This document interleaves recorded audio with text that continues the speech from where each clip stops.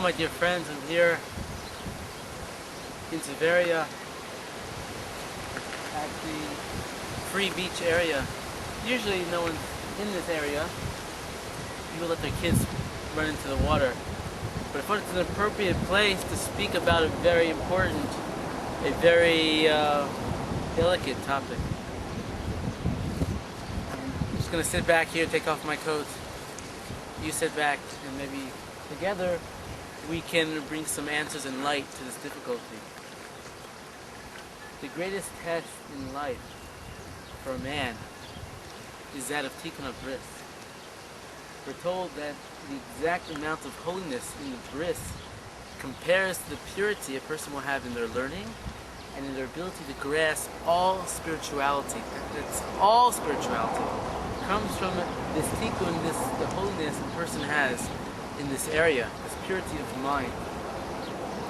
And as you know, it's not easy for a person to have clean eyes, to see only good things, because there's a lot of impurity, there's a lot of unseriousness and immodesty in the world today that is everywhere, especially in a place normally that would be a beach front.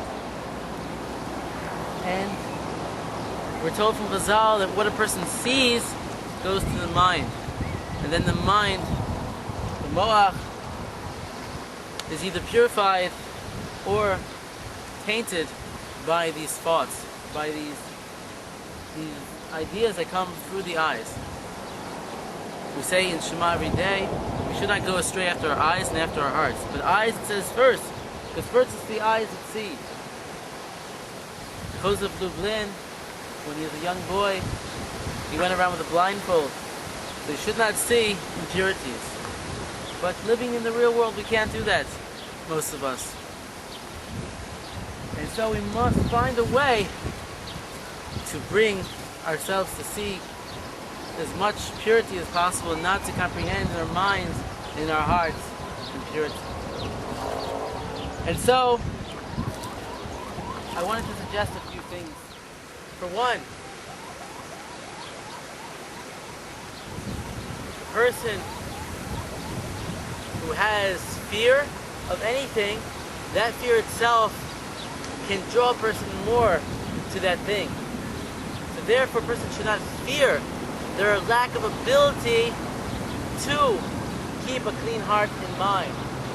But stating that a person has to keep away from that which they know would taint them, would be a stumbling block for them to sin. So you shouldn't go to a beach that's occupied with a lot of people in bathing suits, or go to a place that they know that they have trouble with drugs, so you shouldn't go to a street that everyone is smoking marijuana.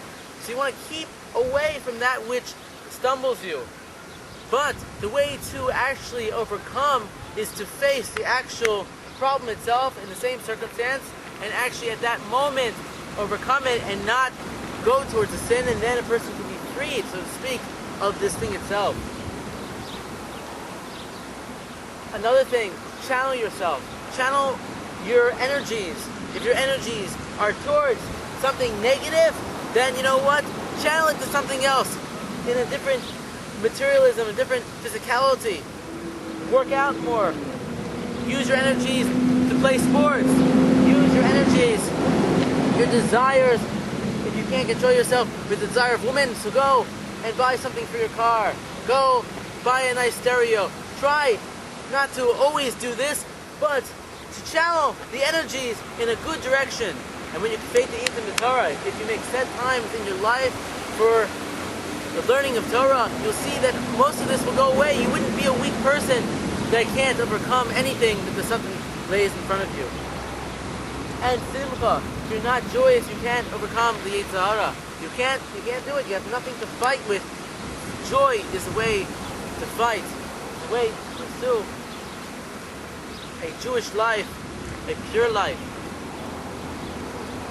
And a person should say the Tikkun HaKlali every day, the 10 Psalms. I have a whole video on Tikkun HaKlali, look it up. If you say these 10 Psalms, you'll be able to have a pure mind and heart, and you won't pursue the Yetzer Hara in this matter. And Rabbi Nachman says that this is the test, the greatest test for a man is the pursuit of his desiring the woman. So if you see that the desire comes, he says, put it into food, put it into any other physical desire. It's better than answering that call from the Satan who wants you to put it into the most deepest sin, which is that of women and improper relations, which lead a person to many, many more sins than ever could be through eating. But if you eat within holiness and purity, you will see you won't even have these thoughts. So everything, one thing comes from another. You got to go and take a structured and foundational environment to avoid the Shem into your life, and then you will see how much control you truly have, and that the Satan really has no control whatsoever. I wish all of you should have the strength to pursue Avodas Hashem with holiness and purity, and you should have great life. You should see that the neshama is connected to Hashem in such purity if only you remove the klipa that surrounds you. Here, I'm standing here before HaKadosh Baruch Hu. Forget the physical world. You're standing in a spiritual realm, standing before Hashem, standing there, and you want to make Him happy. You want to show Hashem how much you love Him. And then you just start dancing before Hashem, with your eyes closed, totally in the Vedas. Only dancing, not for you, totally for Hashem, to bring Hashem joy, to know that you appreciate the Torah and the mitzvos. This is the end. I'll do that in a minute when I recover from pain. We're all falling, guys.